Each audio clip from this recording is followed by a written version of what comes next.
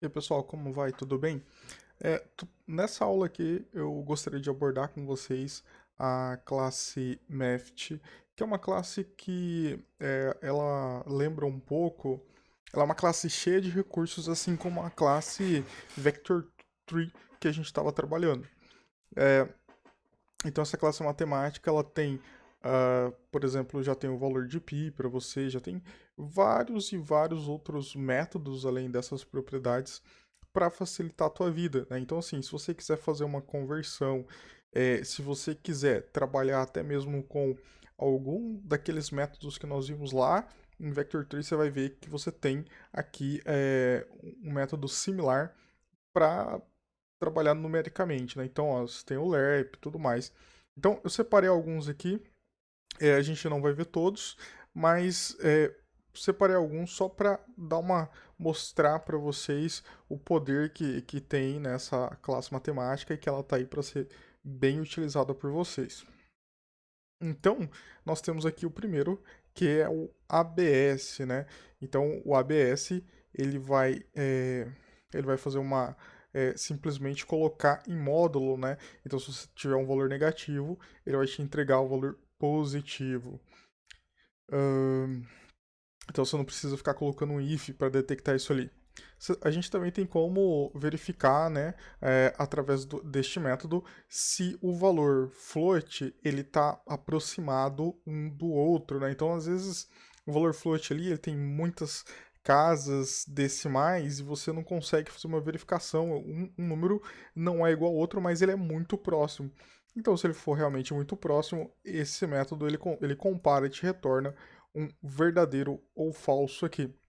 Então é muito fácil de utilizar, você pode utilizar ele direto no if.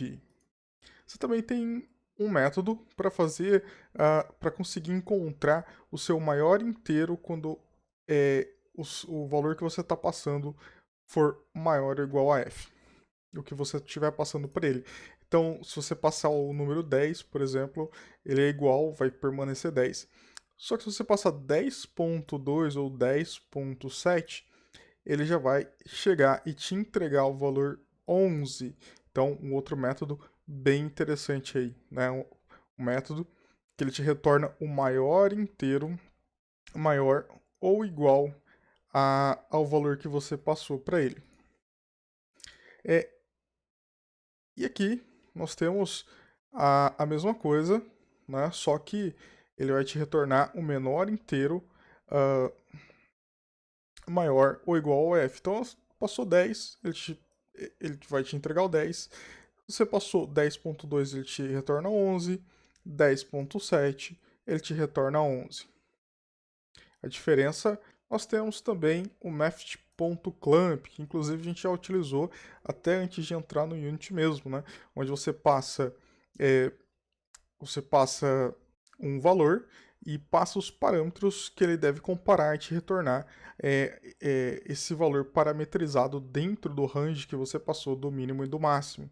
Então, é alguma coisa que a gente utiliza bastante. Então, você passa um valor para ele, passa o mínimo e o máximo, e ele vai se certificar que esse valor vai te retornar, e aí ele vai te retornar um valor aqui, uh, que corresponde a esse intervalo. Então, se ele é 0 e 10, você passa 50, ele te retorna 50. Se você passa menos 50, ele te retorna 0 aqui. Então, é bem interessante. E se estiver dentro dos parâmetros, ele mantém esse valor. Nós temos o clamp 1, que é basicamente para você fazer essa verificação de um número, mas se ele está entre 0 e 1. Então, ele vai te retornar apenas entre 0 e 1. Nós temos o floor também, né? O floor ele vai te retornar um maior inteiro menor menor ou igual o que você passou. O maior inteiro menor ou igual ao que você passou. Então, olha só. Passei 10, ele vai me entregar 10. Passei 10.2, ele ainda vai me entregar 10. Passei 10.7, ele ainda vai me entregar 10. Então, é o meu menor inteiro desse número quebrado aqui que eu tenho. Bom, vamos avançar. Nós temos o floor to int, que ele vai te retornar aqui o maior inteiro menor ou igual ao que você passou. Então, se você passou 10, ele vai te entregar 10.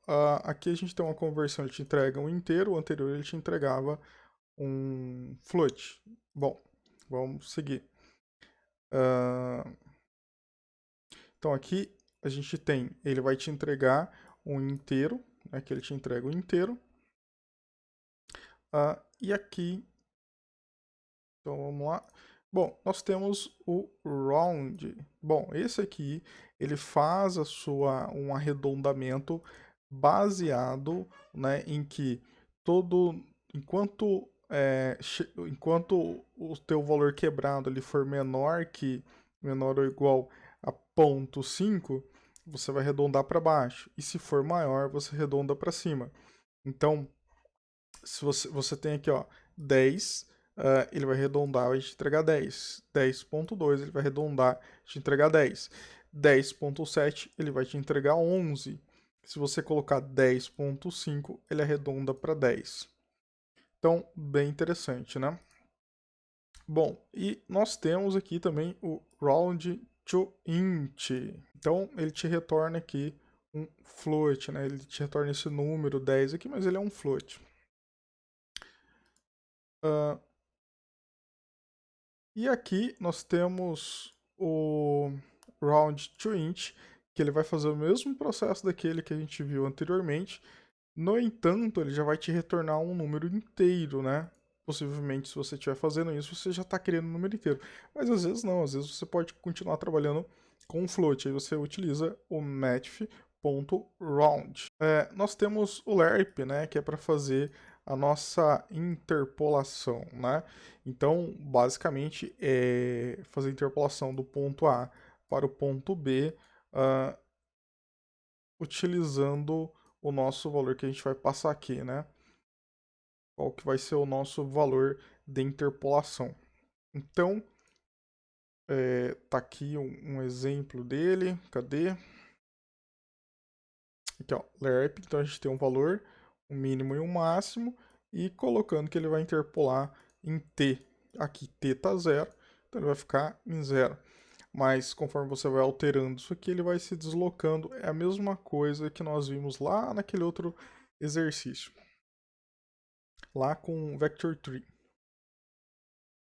E aí, nós também vimos lá em Vector Tree Move Towards. E aqui você também consegue deslocar um valor apenas entre dois pontos. Então, eu tenho um valor corrente, quero ir para um outro valor, eu tenho a possibilidade de fazer essa interpolação. Tenho o repeat aqui, que ele é bem interessante também, que você consegue dizer para ele o tamanho dele, né, o tamanho dele, e ele vai ficar, você vai ficar incrementando, e ele vai sair de um ponto 0. Então, nós temos o repeat, que ele é bem interessante, porque a gente consegue ficar fazendo com que o intervalo seja repetido. Então, você tem lá um move towards, onde você tem um elemento saindo de um ponto indo para outro, e agora você consegue, quando chegar lá no final, ele resetar aquele valor. Então, assim, imagina que você tem, isso vai começar do zero, mas de 0 a 5, né?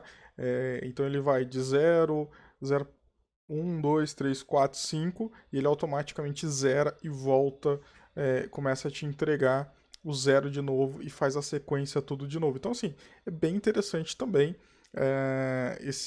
o repeat. Nós temos o ping-pong, que é quando ele chega lá no final, então ele vai voltar, né? Então, na verdade, é bem parecido com o anterior, né? Mas o anterior, ele recomeça. Esse aqui, ele tá lá no final, ele volta, né?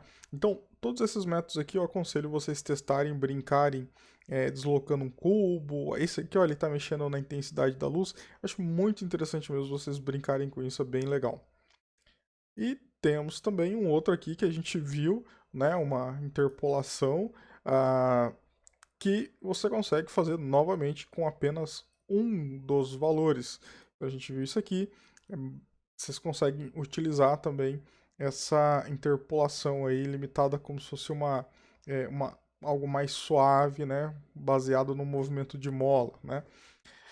Então, a gente já viu o funcionamento disso aqui, aquela curva que ele faz. E nós temos vários outros métodos, né, que vocês podem utilizar aqui. Você tem método para questão de angulação, você tem para mínimo, para máximo, né? Tem várias coisas, tem como mover para conseguir um ângulo, né?